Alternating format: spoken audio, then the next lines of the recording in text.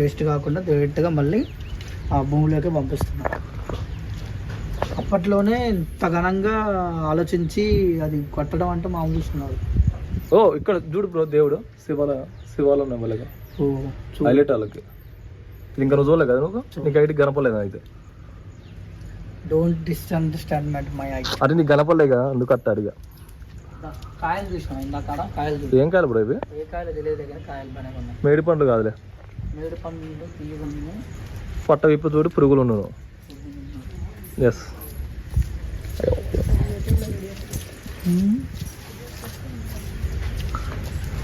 ఏడు ఇప్పుడు వీడు ఏం చేస్తాడు? వీడు ఏ లేడేంద్రా, ఎడిపోయినరా?